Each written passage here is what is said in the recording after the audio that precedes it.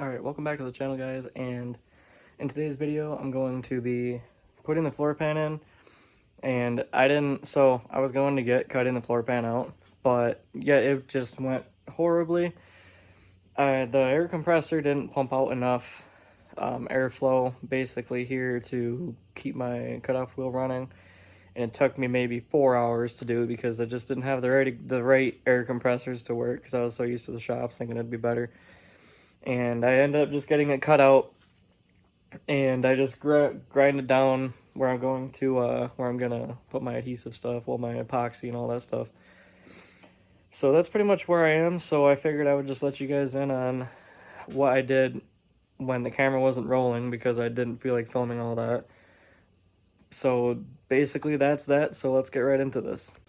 All right, so currently I cut the floor pan out. So basically went along this line back here, up there, and then I went across here, and then straight there, and then just followed down here all the way to that corner, and then I ended up basically grinding down this, which I'm probably gonna hit this with, like, I'm not really sure, maybe like undercoating or something, just because it's a part of the body and I don't think the floor pan's gonna sit on it, but I figure I clean this stuff up with my grinder, hit it with lacquer thinner so I know it will stick. So I'm gonna put my adhesive stuff here, go along here, go right here, and then kind of try to see if I can have it stay up on the edge, and then go along back here. Even on that stuff, I'm gonna see if it'll stick to it there, and then maybe just right here. And I'll probably also go along this line, and also basically everywhere I cut, I'm gonna try to put that adhesive.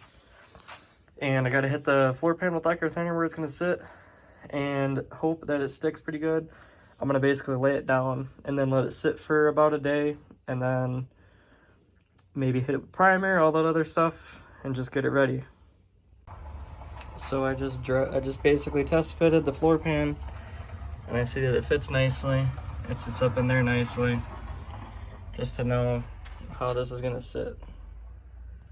All right, so I ended up just going in here and painting this the best I could with some of this Rust-Oleum high heat,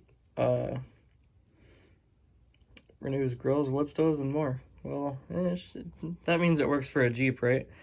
But anyway, it says something on here about stop and rust or some shit. I don't know.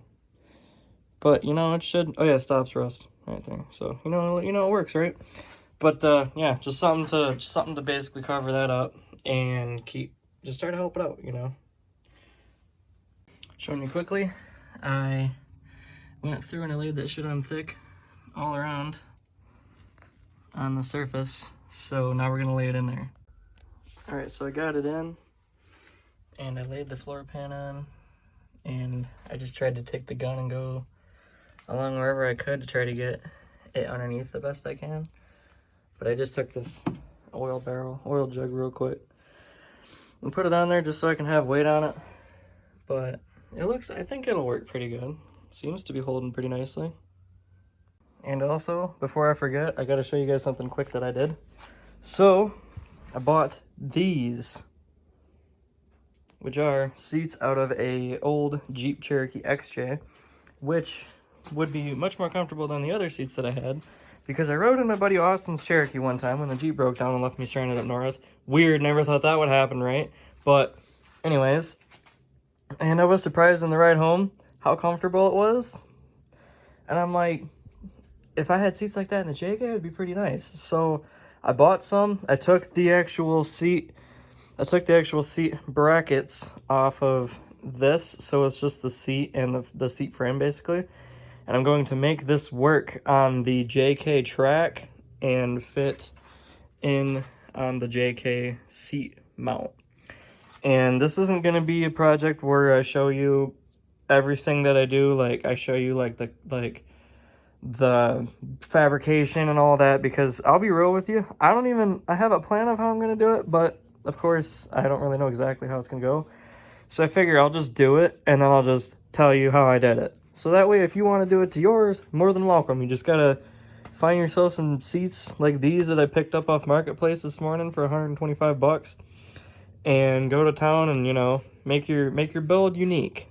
And with that being said, I pretty much got everywhere. Well, I pretty much got as far as I can on this for now.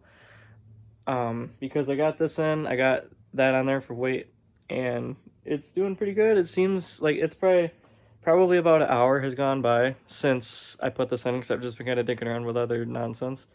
And it seems like it's already building up like texture, and it's kind of getting more stronger.